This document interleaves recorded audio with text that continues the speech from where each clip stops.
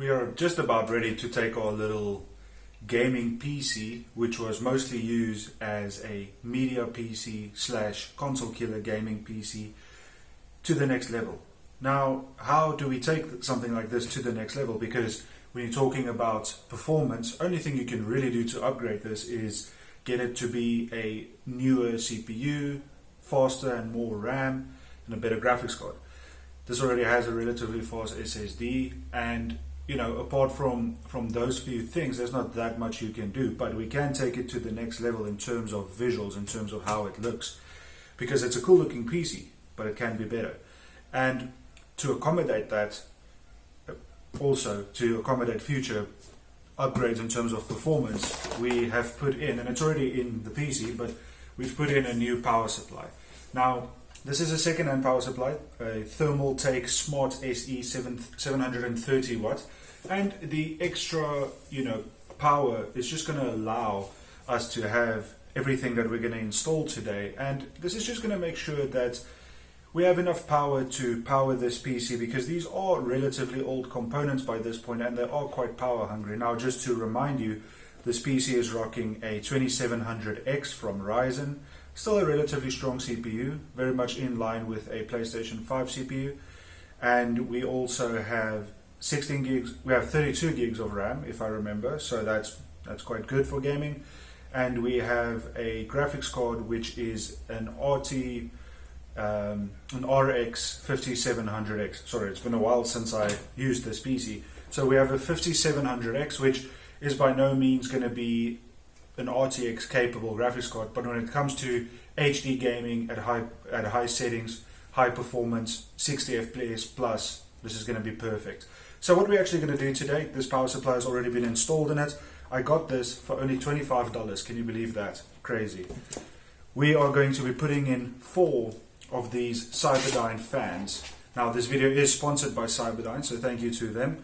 And this fan is the CZK1274. Now, I believe these are, exclusive to South Africa, but I might be wrong. Check Cyberdyne's website for info on that. Give them a contact. Their details will be below in the description. But we're going to be using this. It is a nice looking RGB fan, ARGB. It is PWM. It does have these little rubbers for sound dampening. And all in all, it just looks like a really good fan, high quality, and it doesn't break the bank. We're going to be putting 4 of these in. And from Temu, I've bought this little fan controller package, which is just something for older motherboards like this one to plug into the fans, so that you can bypass the motherboard and you can, using a remote, use this as a hub for your RGB for the fans. I like doing it that way. It's easy to do, and you are able to do it with really any computer. You just need to get one of these. So that's going to be the upgrade for today, really just a visual upgrade, but I think it's going to make it look a whole lot better. Stay with me, let's get these fans in.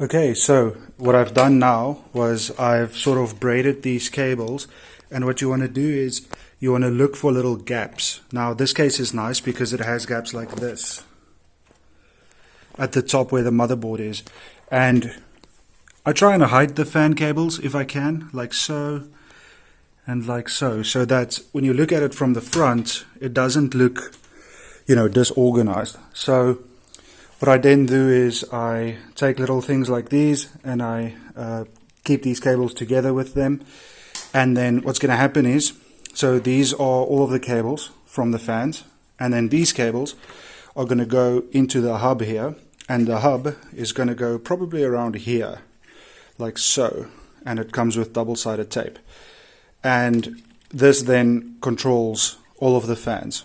So let's get this set up and let's see what the result looks like.